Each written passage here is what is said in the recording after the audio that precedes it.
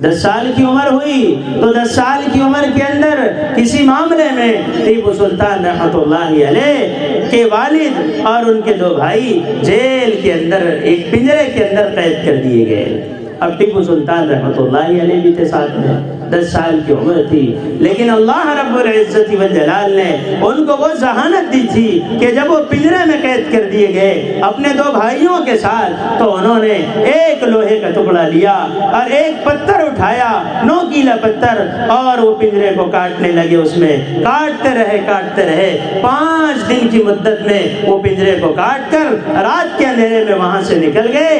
ایسی ذہانت اور اللہ نے ان کو ایسی بہادری عطا فرمائی تھی۔ پھر جب وہ معاملہ حل ہوا اور بادشاہ کی طرف سے ان کے والد محترم ایک زبردست سپاہی مانے گئے، تو اس کے بعد یہ ٹیپو سلطان رحمۃ اللہ علیہ کی بہادری کا اور ان کے بہادری کا چرچا ہونے لگا، اس لیے کہ ایک مرتبہ اسی عمر کے اندر جب آپ کی عمر 10 سال سے اوپر کی تھی، آپ کچھ لوگوں کے ساتھ جنگل کے اندر گھومنے کے لیے نکلے، سامنے ایک چیتا آیا، انہوں نے وہ چیتے کا مقابلہ کیا اور ایسا مقابلہ کیا کہ چیتے کو موت کے گھاٹ اتار دیا۔ چیتے سے لوگ ڈر کر بھاگتے تھے، وہ چیتے کو انہوں نے پچھاڑ دیا، تو لوگوں میں چرچا ہونے لگی کہ حیدر علی کا بیٹا ٹیپو سلطان ایک عجیب بیٹا ہے، وہ تو عجیب بچہ ہے، اس کی تو عجیب کیفیت ہے، وہ تو نہ جنگل کے شیروں سے ڈرتا ہے بلکہ شیروں سے اس کی دوستی ہے، اور چیتوں سے بھی مقابلہ کر لیتا ہے۔ یہ بات جب پھیل گئی تو ایک علاقے کے اندر ایک مقابلہ چل رہا تھا، ان کے والد محترم نے 15 سال کی عمر کے اندر اس علاقے کے اندر ایک فوج کو لے کر ان کو اس علاقے میں مقابلے کے لیے بھیجا اور ان کو اس جماعت کا امیر بنایا اور ان کو اس قافلے کا سردار متعین کیا گیا۔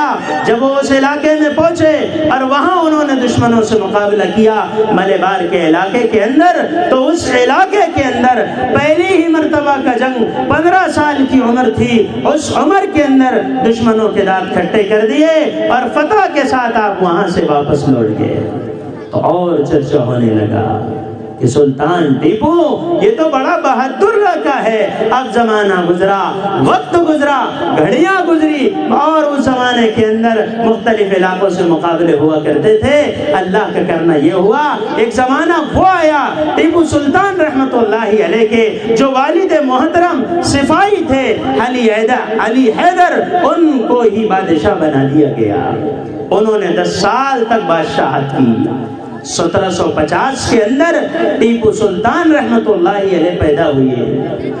اس کے بعد 1782 کے اندر ٹیپو سلطان خود بادشاہ بنے۔ اب 82 سے 10 سال پہلے یعنی 1772 سے 1782 تک کر جو بادشاہ تھے وہ ٹیپو سلطان رحمۃ اللہ علیہ کے والد تھے، وہی سارا حکومت کا نظام سنبھالتے تھے۔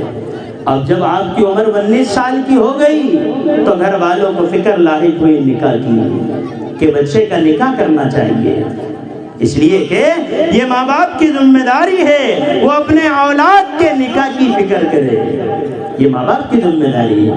اگر ماں باپ نے اپنے اولاد کے نکاح کی فکر نہ کی اور نکاح نہ ہونے کی وجہ سے اولاد گناہ میں مبتلا ہوئی، تو جب اولاد گناہ کرے گی، جہاں وہ گناہگار ہوگی وہاں ان کے ماں باپ بھی گناہگار ہوگے۔ اس لیے کہ ماں باپ کی ذمہ داری ہے وہ اپنے اولاد کے نکاح کی جلد سے جلد فکر کرے۔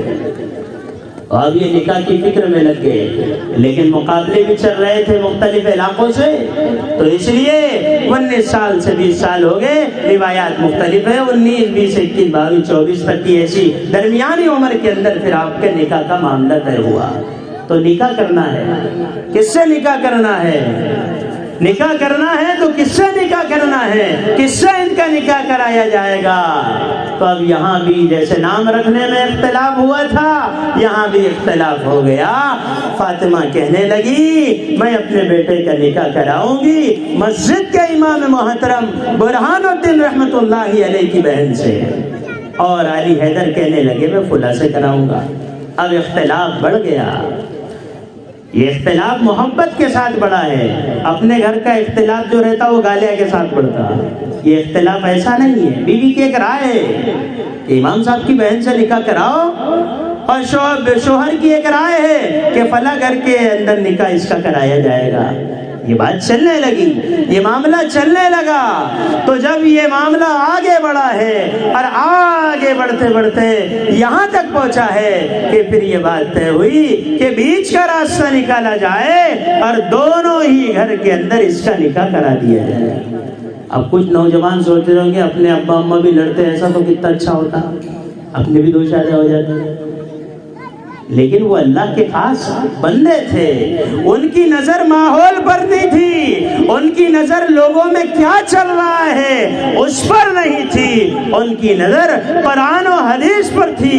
وہ یہ دیکھتے تھے قرآن میں کیا جائز ہے اور قرآن میں کیا منع ہے, وہ اس کو دیکھتے تھے. آج ہم یہ دیکھتے ماحول میں کیا چل رہا, ماحول میں کیا چل رہا. بولے ماحول میں رسم چل رہا تو کرنا ہی پڑے گا. ماحول میں کیا چل رہا تو بولے ماحول میں پھول پنانا چل رہا تو بولے پھول تو پنانا ہی پڑے گا. ماحول میں کیا چل رہا, بولے عیدی چل رہی تو عیدی تو لے جانا ہی پڑے گا. ارے بولے کیا کرنا ہو مفتی صاحب, لوگ مانتے نہیں نا, کیا کرنا, سونے کی انگوٹھی تو بنانا ہی پڑے گا. اگر کوئی اپنے داماد کو سونے کی انگوٹھی بنا رہا ہے تو وہ جہنم کا انگارہ اس کے حوالے کر رہا ہے, اور جو لے رہا ہے وہ بھی جہنم کا انگارہ لے رہا ہے. لیکن لوگ یہ دیکھتے ہیں ماحول کیا چل رہا, لوگ یہ نہیں دیکھتے کہ شریعت نے کیا کہا. شریعت نے یہ کہا جب تیرا بیٹا بالغ ہو جائے اور تیری بیٹی بالغہ ہو جائے تو جلد سے جلد ان کے نکاح کی فکر کر. لیکن نکاح میں کیا تجھے دیکھنا ہے, نکاح میں تجھے دینداری دیکھنا ہے. کوئی دینداری نہیں دیکھتا. کیا دیکھتے ہیں بتاؤ, لڑکا کیا کرتا ہے تو لڑکا کیا کرتا ہے, بڑی فیکٹری کا مالک ہے, نکاح ہو سکتا ہے. لوگ دین دیکھتے نہیں بلکہ لوگ کیا دیکھتے ہیں, مال دیکھتے ہیں, ڈگریاں دیکھتے ہیں, عہدے دیکھتے ہیں. میں یہ دیکھنے کو آپ سے منع نہیں کرتا, لیکن دیکھنے کی جو چیز ہے نمبر 1 پر, وہ نمبر اول کی چیز یہ ہے کہ لڑکے کا نکاح, لڑکی کا نکاح دین کی بنیادوں پر کرو. اگر تم دین کی بنیادوں پر کرو گے تو مرنے کے بعد کا مسئلہ, جو آخرت کا ہمیشہ ہمیشہ کا مسئلہ ہے, اس کا وہ مسئلہ حل ہوگا. اور اگر تم نے دین کی بنیاد پر نکاح نہ کیا تو کیا ہوگا. ہمارے پاس آئے دن لوگ آتے رہتے ہیں, مفتی صاحب کوئی تعویذ دے دو. مالدار گھروں میں جانے والی بچیاں میں نے اکثر پریشان دیکھا ہوں. اس کا یہ مطلب نہیں ہے کہ مالدار ہی پریشان ہوتے ہیں, جو مالدار دیندار ہی نہیں ہوتے ان کے گھروں میں بچیاں پریشان ہوتی ہے. اور لوگ مال دیکھ کر بچی دیتے ہیں, بچی کو اخلاق دیکھ کر دیا جاتا. لڑکے کے لیے بچی اخلاق دیکھ کر کیا جاتا. اخلاق اور دین کو بنیاد بناؤ گے تو پھر کیا ہوگا, پھر یہ ہوگا کہ ٹیپو سلطان جیسے لوگ پیدا ہوں گے. اور اگر یہ دیکھا نہ گیا, صرف گھر دیکھا گیا کہ گھر کیسا ہے, ارے دیواروں کو لڑکی دینا ہے تو گھر دیکھو, اور اگر لڑکے کو لڑکی دینا ہے تو لڑکے کے اخلاق دیکھو. بڑے بڑے مال و دولت کے انبار کیوں نہ ہو, اگر لڑکے میں اخلاق نہیں ہے تو اس کی زندگی تباہ اور برباد ہے. اس لیے کہ گھر میں اخلاق کی وجہ سے سکون پیدا ہوگا, مال و دولت کے انبار کی وجہ سے سکون نہیں ہوگا. تو دیکھ رہے, ماں کہنے لگی امام صاحب کی بہن سے نکاح ہوگا. انہوں نے کہا فلاں جگہ ہوگا, درمیانی راستہ نکالو. درمیانی راستہ کیا نکالا گیا, درمیانی راستہ یہ نکالا گیا کہ ایسا کرو کہ دونوں جگہ نکاح کر لیں گے.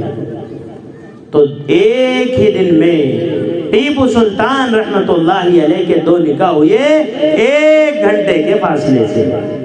لیکن آپ 2 کے چکر میں مت رہنا. ایک بزرگ کے پاس ایک آدمی آیا, بولے حضرت میں نے پڑھا ہوں کہ نکاح آدھا ایمان ہے, اب میں یہ چاہتا ہوں کہ دوسرا نکاح کر لوں تاکہ میرا ایمان پورا ہو جائے. حضرت نے کہا جو آدھا ہے اس کو سنبھال, پورے کے چکر میں آدھا بھی غائب ہو جائے گا. تو اس لیے ایک سے زائد نکاح ان کے لیے اس لیے آسان تھا کہ ماحول میں وہ کوئی عیب کی چیز نہیں تھی، اور آج بھی وہ عیب نہیں ہے، لیکن لوگ اس کو عیب سمجھتے ہیں۔ بہرحال اس تفصیل میں مجھے جانا نہیں ہے، ورنہ دور سے خواتین میرے بیان کو سن رہی ہے، وہ کہیں گی یہ مولانا کو ابھی محلے میں مت بلانا، اس لیے دو کا کوئی تذکرہ نہیں، ایک پر ہی اکتفا کرنا، کیونکہ قرآن نے جو ایک سے زائد کی بات کہی ہے وہ تب کہی ہے جب تم انصاف کرو، اور اگر تمہارے اندر انصاف نہیں ہے اور ایک سے زیادہ بیوی تم نے کر لی اور ایک بیوی کی طرف تم مائل ہو گئے اور دوسری بیوی کا تم نے خیال نہ کیا، ایسا آدمی قیامت کے دن اللہ کے دربار میں اس حال میں پہنچے گا کہ اس کے بدن کا گوشت ایک طرف جھکا ہوا ہوگا۔ ایک طرف جھکا ہوا کیوں ہوگا؟ ایک سے زائد بیوی کرنے کے بعد دونوں کے ساتھ انصاف نہ کیا، کیونکہ انصاف کیسا کیا جاتا ہے؟ حضرت مولانا اشرف علی تھانوی رحمۃ اللہ علیہ کی دو بیویاں تھیں، آپ نے خادم کے ذریعے سے 2 تربوز بلائے بازار سے، اگر ہم ہوتے تو کہتے ایک فلاں گھر میں اور ایک دوسرے گھر میں دے دو۔ انہوں نے خادم سے کہا اس کے 4 ٹکڑے کرو، ایک ٹکڑا اس تربوز کا ایک ٹکڑا ایک گھر میں، اس تربوز کا ایک ٹکڑا ایک گھر میں پہنچا دو۔ تو خادم نے کہا حضرت اس کی کیا ضرورت ہے، ایک میں پہنچا دیتا ہوں۔ حضرت نے کہا نہیں، تم نہیں جانتے کہ یہ بات کہ تربوز کا جو مزہ ہوتا ہے وہ مختلف ہوا کرتا ہے، اگر ایک تربوز میٹھا ہوگا اور دوسرے تربوز میٹھا نہ ہوگا تو کہیں یہ ناانصافی نہ ہو جائے کہ ایک بیگم کے پاس اچھا تربوز چلا گیا اور دوسری بیگم کے پاس خراب تربوز چلا گیا۔ اس لیے انصاف کا تقاضا یہ ہے کہ 2 کے 4 ٹکڑے کر دو، ایسا انصاف ضروری ہے۔ بہرحال نکاح ہوا، نکاح ہونے کے بعد آپ کی زندگی گزر گئی۔ یہاں ہمیں کیا سمجھنا ہے؟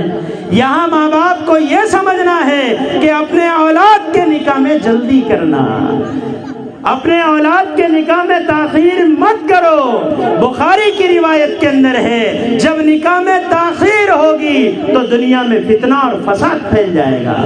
ابھی کسی کو بولے حضرت کر دو نا تمہارے لڑکے کا، بولے نہیں ابھی پیروں پر کھڑے نہیں ہوا، پورے محلے میں انداز لایا اس نے، ابھی ٹونگلوں پر چل کے کر رہا ہے تماشا، کبھی یوٹیوب، کبھی واٹس ایپ پر، کبھی فیس بک پر، کبھی پتہ نہیں کسی جھاڑ و جھنکار کے نیچے گھنٹوں فون سے گفتگو کر رہا ہے۔ یہ سب ٹونگلوں پہ نہیں چل کے کر رہا ہے، پیروں سے ہی چل رہا ہے۔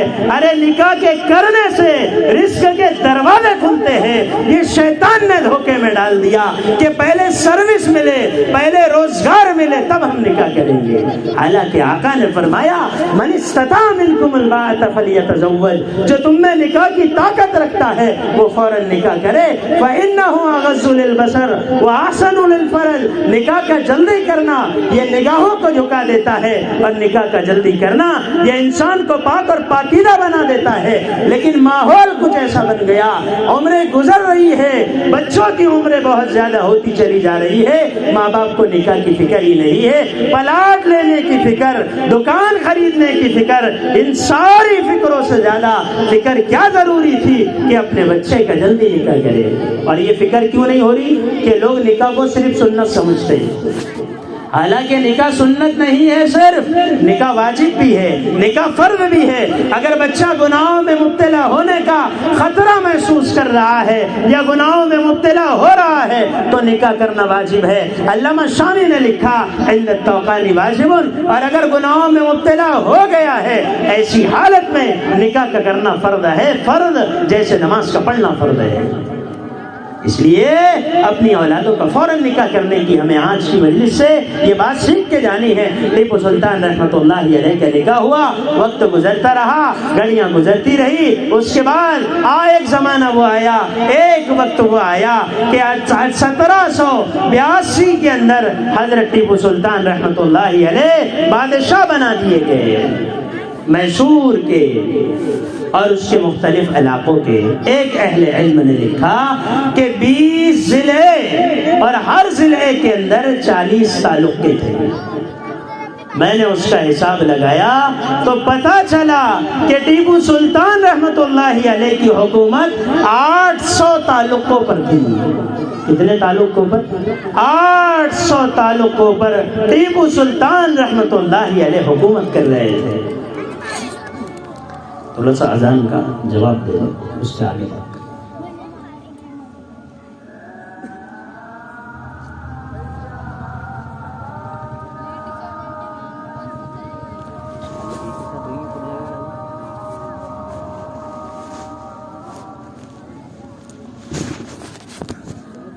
سب جگہ کی ہیٹر کریں گے.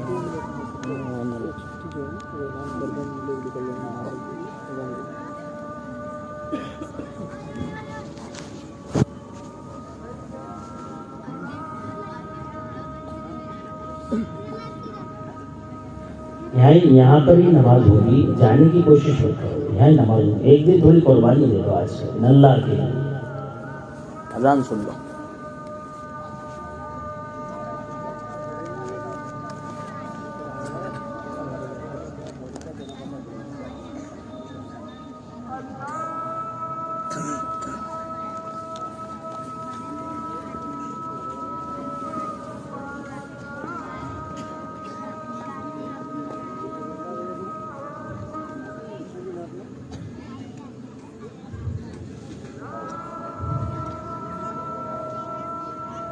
ٹھہر جاؤ بابا.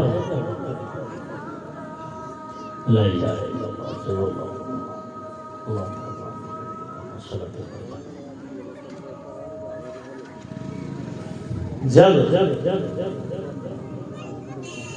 ابھی جو ہے اپنے جو مہمان تشریف لائے ہیں حضرت مولانا بابا صاحب ماشاءاللہ بڑے بزرگ اللہ والے آتے ہیں. دارالعلوم حسینیہ کے محتمل صاحب ہے، ایک تجربے کار شخصیت ہے. میں تو ان کے سامنے ایک سورج کے سامنے چراغ کی حیثیت ہے. تو اس لیے ابھی آپ کو تھوڑی سی گفتگو ہماری سننی ہے، اس کے بعد حضرت کا خطاب اور دعا ہوگی. تو تھوڑا سا صبر کا دامن تھام لو. کرکٹ کے میدانوں میں گھنٹوں ہم لوگ پاس کر دیتے ہیں اور اللہ کے دین کی بات سننے کے لیے ہم سوچتے کہ ارے نماز تو بہت اہم ہے. ارے بھائی نماز یہاں بھی ہوگی نا. یہ کہ جتنے لوگ بیان کرنے والے ان کے نزدیک نماز اہم نہیں ہے، لیکن نماز مؤخر ہو رہی ہے دین کے تقاضے سے. اس لیے یہ باتوں کو دھیان سے سننا ہے. 1782 کے اندر جب ٹیپو سلطان رحمت اللہ علیہ بادشاہ بن گئے اور آپ کی بادشاہت کا زمانہ اور آپ کی بادشاہت کا علاقہ 800 تعلقے تھے. 800 تعلقوں پر جو آدمی بادشاہت کر رہا تھا لیکن اس کی زندگی کیسی پاکیزہ تھی. وہ اللہ کے ولی کی بات یاد آ گئی کہ وہ میری 7 سال کی عمر میں ایک اللہ کے ولی نے مجھ سے کہا تھا ایک مسجد بنانا، ایک مسجد تعمیر کرنا. تو اللہ کے ولی نے سرنگا پٹنم کے اندر اس علاقے کے اندر ایک مسجد تعمیر کی اسی جگہ اور اس مسجد کا نام مسجد اعلیٰ رکھا. آج بھی وہ مسجد موجود ہے. اب اس مسجد کے افتتاح کے موقع پر 1000 علماء کی جماعت اور بڑے بڑے اللہ والے اور بہت بڑا مجمع جمع ہوا. حضرت نے فرمایا اس مسجد میں سب سے پہلے کون نماز پڑھائے گا؟ اس مسجد کے اندر سب سے پہلے وہ آدمی نماز پڑھائے گا جو آدمی صاحب ترتیب ہو. صاحب ترتیب ہو یعنی جس کی زندگی میں نماز نہ چھوٹی ہو، وہ نماز پابندی سے پڑھ رہا ہو، وہ میں مسئلے کو چھیڑتا نہیں ابھی آپ کے سامنے، تو صاحب ترتیب ہو. اور دوسری شرط یہ ہے نماز کی امامت وہ آدمی کرے گا جس نے عصر سے پہلے کی سنت غیر موقعہ نہ چھوڑی ہو. عصر سے پہلے کی جو 4 رکعت ہے نا وہ سنت غیر موقعہ ہے، اس کے پڑھنے پر ثواب ہے. اگر کوئی نہ پڑھے تو کوئی گناہ نہیں، لیکن اس کے پڑھنے پر نبی نے فضیلت بتائی ہے. آقا نے فرمایا رحم اللہ عمران من صلی قبل العصر 4، جو عصر سے پہلے 4 رکعت نماز پڑھتا ہے اللہ اس پر رحم فرمائے. یہ عصر کے پہلے کی 4 رکعت کا ایسا اہتمام کرتے تھے کہ حضرت کی زندگی میں کبھی چھوٹی نہیں. آپ نے اعلان کیا وہ نماز پڑھائے گا اس مسجد میں سب سے پہلی جس کی عصر سے پہلے کی سنت نہ چھوٹی ہو، اور جو صاحب ترتیب ہو جس کی زندگی میں 6 نمازوں سے کم 6 نمازوں سے زائد 6 نمازوں سے کم نمازیں نہ چھوٹی ہو. یعنی صاحب ترتیب ہو 6 نمازیں اس کے اوپر باقی نہ ہو. ایسا آدمی جو صاحب ترتیب ہو وہ نماز پڑھائے گا. اب اعلان ہوا تو اعلان ہونے کے بعد کوئی بھی مجمع کے اندر سے اٹھ کے نماز پڑھانے کے لیے کھڑا نہ ہو سکا کہ کون نماز پڑھائے گا. کہ کبھی تو آدمی کی عصر سے پہلے کی سنت چھوٹ جاتی ہے، ہماری تو ظہر سے پہلے کی چھوٹ جاتی ہے، ظہر کے بعد کی چھوٹ جاتی ہے. جو سنت موقعہ ہے جس کے چھوڑنے پر گناہ ہے وہ بھی ہماری چھوٹ جاتی ہے. جب اعلان ہوا ہے تو لوگوں نے یہ منظر دیکھا. ایک وقت گزر جانے کے بعد جب رونے کی آواز آنے لگی تو دیکھا گیا ٹیپو سلطان 800 تعلقوں پر حکومت کرنے والا، وہ اللہ کا ولی ایسا بندہ تھا جو صاحب ترتیب بھی تھا، اور عصر سے پہلے کی سنت کبھی آپ کی چھوٹی نہ تھی، اور بالغ ہونے کے بعد کبھی تہجد نہ چھوٹی تھی، آپ ہی نے اس مسجد میں سب سے پہلی نماز پڑھائی۔ جو بادشاہت کے زمانے میں ایسی زندگی گزار رہے تھے، جن کی زندگی کا معمول کیا تھا، جن کی صبح اور شام کیسی تھی، حضرت کا معمول یہ تھا کہ حضرت تہجد میں اٹھ جایا کرتے تھے، کیونکہ اللہ کے دوستوں کا معمول یہ ہوتا ہے کہ وہ تہجد میں اٹھ جاتے ہیں۔ میرے آقا نے فرمایا علیکم بقیام اللیل فإنہ داب الصالحین، رات کے قیام کو لازم پکڑو، اس لیے کہ رات کا قیام اور رات کی تہجد یہ اللہ کے دوستوں کا طریقہ ہے۔ لہذا ٹیپو سلطان نے بالغ ہونے کے بعد زندگی میں کبھی تہجد نہیں چھوڑی، اور تہجد سے فارغ ہو کر اذان کا انتظار کرتے، جب فجر کی اذان ہو جاتی اور آپ نماز سے فارغ ہوتے تو اپنی جگہ پر بیٹھے بیٹھے روزانہ کا معمول تھا 1 گھنٹہ قرآن کی تلاوت کرتے تھے۔ او ٹیپو سلطان کے ماننے والوں، او ٹیپو سلطان کو یاد کرنے والوں، کیا ہماری زندگی کے اندر تہجد کا اہتمام ہے، قرآن کی تلاوت کا اہتمام ہے؟ وہ تو 800 تعلقوں کا بادشاہ ہونے کے باوجود بھی تہجد میں جاگ رہا ہے، ایک دکان کا مالک، ایک ہاتھ گاڑی والا بھی فجر کی نماز میں شریک نہیں ہوتا۔ کہتے کیا کریں، وہاں ہمیں کام کتنے ہیں، تھک جاتے ہیں۔ یہ 800 تعلقوں پر حکومت کر رہا ہے، اور اس حال میں بھی حضرت کی کبھی تہجد کی نماز قضا نہیں، اور فجر کے بعد 1 گھنٹہ قرآن کی تلاوت کرتے تھے۔ اور آج کا مسلمان قرآن کو کھول کے بھی نہیں دیکھتا، اور چاہتا یہ ہے کہ اسے کامیابی اور کامرانی مل جائے، چاہتا یہ ہے اسے عزت مل جائے۔ میرے بزرگوں، عزت اللہ نے اپنی اطاعت میں رکھی ہے۔ یہ مقام بلند جو اللہ نے انہیں دیا تھا، اس کی وجہ یہ تھی وہ اللہ کے خاص بندوں میں تھے، روزانہ 1 گھنٹہ قرآن کی تلاوت کرتے۔ جب قرآن کی تلاوت سے فارغ ہوتے تو اس کے بعد آپ جو ہے ورزش کرتے تھے۔ آپ اپنے بدن کو ایکٹیو رکھنے کے لیے ورزش کرتے، جنگ میں مقابلہ کرنے کے جو طریقے ہوتے ہیں اس کی آپ پریکٹس کرتے تھے۔ ہمارا نوجوان، اسے ورزش کی فکر نہیں، ہمارے نوجوان کو گھنٹوں کرکٹ کے میچ میں ضائع کرنے کا شوق ہے۔ مجھے بتاؤ، کرکٹ کے دیکھنے سے آپ کو کیا نفع ہوگا؟ میچ کے دیکھنے سے نہ آپ کا دین کا فائدہ ہے، نہ دنیا کا فائدہ ہے، محض وقت کا ضائع کرنا ہے۔ لیکن نوجوان بچے اوقات کو ضائع کرتے ہیں، اپنے بدن کو قوی نہیں بناتے، مضبوط نہیں بناتے۔ حالانکہ ابن ماجہ کی روایت میں میرے آقا نے فرمایا قوی مومن ضعیف مومن سے اچھا ہے، قوی مسلمان، قوی اور بہادر ایمان والا کمزور اور ضعیف ایمان والوں سے کئی درجے اچھا ہے۔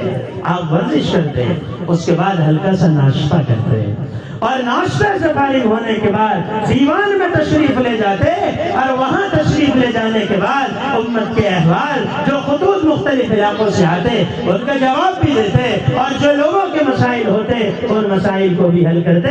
ایسا کرتے کرتے ظہر کا وقت ہو جاتا، پھر وہ اللہ کا ولی ظہر کی نماز سے فارغ ہوتا، اور آپ کھانا کھاتے، اور اس کے بعد پھر کام میں لگ جاتے۔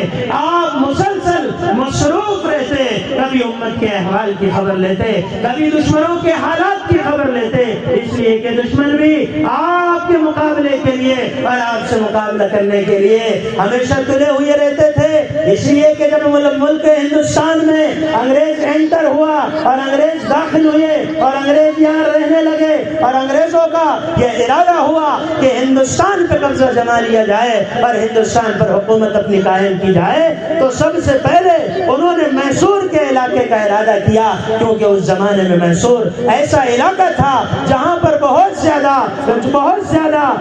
زیادہ فصلیں اگا کرتی تھی، اور گرم مسالے کی وہاں فیکٹریاں اور مختلف چیزیں وہاں موجود تھی۔ اس لیے انگریزوں کا نشانہ میسور کا علاقہ بنا۔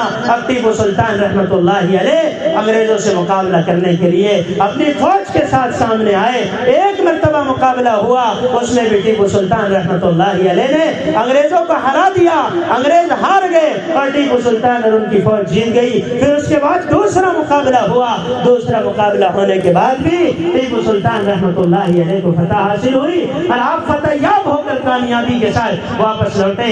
ایسے 3 بڑے بڑے مقابلے ہوئے. تینوں مقابلوں میں انگریزوں کو آپ نے چنے چاونے پر مجبور کر دیا اور ٹیپو سلطان رحمۃ اللہ علیہ کا وہ مقابلہ نہ کر سکے. اسی لیے لوگوں نے ٹیپو سلطان کو شیر نر کا خطاب دیا تھا, شیر میسور کا خطاب دیا تھا, جو ایک وقت کے اندر حیدرآباد کے نظام الدین سے مقابلہ کر رہا تھا, ایک ہی وقت کے اندر ایک نواب سے مقابلہ کر رہا تھا, اور ایک ہی وقت کے اندر ایک ہی زمانے کے اندر وہ انگریزوں سے بھی مقابلہ کر رہا تھا. انگریزوں سے 3 مرتبہ مقابلہ ہوا اور تینوں مرتبہ انگریزوں کو شکست ہوئی. تو پھر انگریزوں نے کیا کیا؟ انگریزوں نے یہ کیا کہ یہ تو شیر نر ہے, اس ٹیپو کو ختم کرنا ہے. تو کیا کرنا ہوگا؟ یہ کرنا ہوگا ٹیپو کے جو آزو بازو کے مسلمان ہیں ان کو خریدنا ہوگا. اس نے پہلے ٹیپو سلطان کے سامنے پیشکش کی کہ تم ہمارے ہاتھ میں ہاتھ ملا لو, ہم تم کو چھیڑیں گے نہیں, اس علاقے کے تم ہی بادشاہ رہیں گے, ہاتھ میں ہاتھ ملا لو. ٹیپو سلطان کہنے لگے میں انگریز کے ہاتھ میں ہاتھ نہیں ڈال سکتا, میں قرآن کا دیوانہ ہوں, محمد رسول اللہ کا سچا عاشق ہوں, میں نبی کے دشمن سے ہاتھ میں ہاتھ ملا لوں جو اسلام کا دشمن ہے, قرآن کا دشمن ہے. ایسا نہیں ہو سکتا, مقابلہ جاری رہے گا. 3 مقابلوں میں آپ کو فتح ہوئی. تو پھر انگریزوں نے کیا کیا؟ انگریزوں نے ٹیپو سلطان کے ارد گرد کے رہنے والے جو وزیر تھے ان کو خریدنا شروع کیا.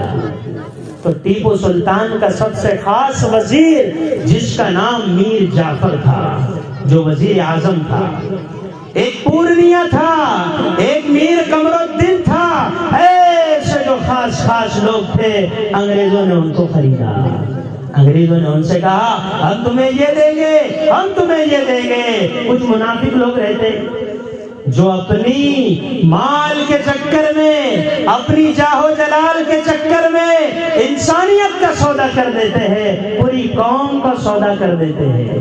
اپنی کالر ٹائٹ رکھنے کے لیے اور اپنے گھروں کو آباد کرنے کے لیے وہ قوم کا سودا کرتے ہیں اور مخبری کرتے ہیں. وہ مخبر ہو جاتے ہیں, اپنے آستین کے پاس رہ کر وہ آستین کے ساتھ بن جاتے ہیں مال کے چکر میں.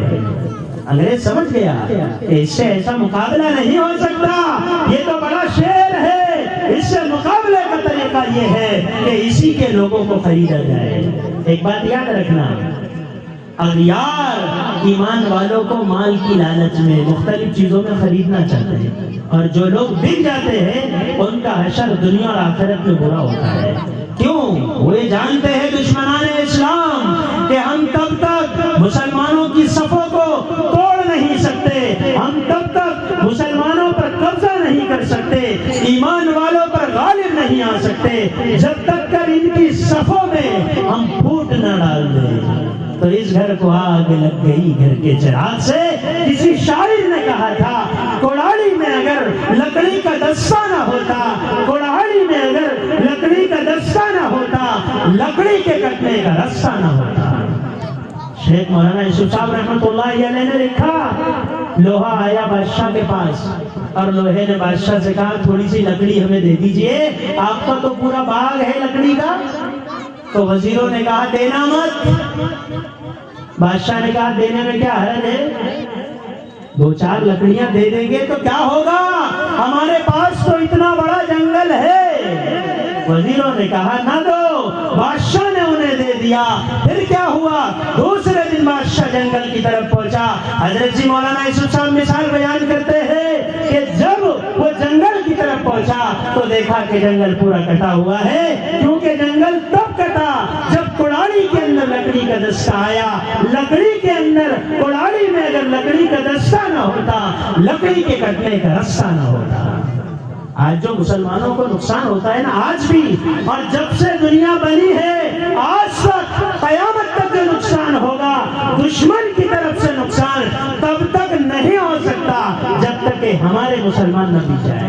کچھ تو بیچارے چائے پتی بک جاتے تھے کہ میرے کو تو کرسی دیتا بولے ہو، میرے کو چائے دیتا. ارے دیوانے، تیری 5 منٹ کی کرسی میں امت کی عزتوں کا سودا چلتا ہے، امت کے جیالوں کو دشمنوں کے حوالے کرتا ہے.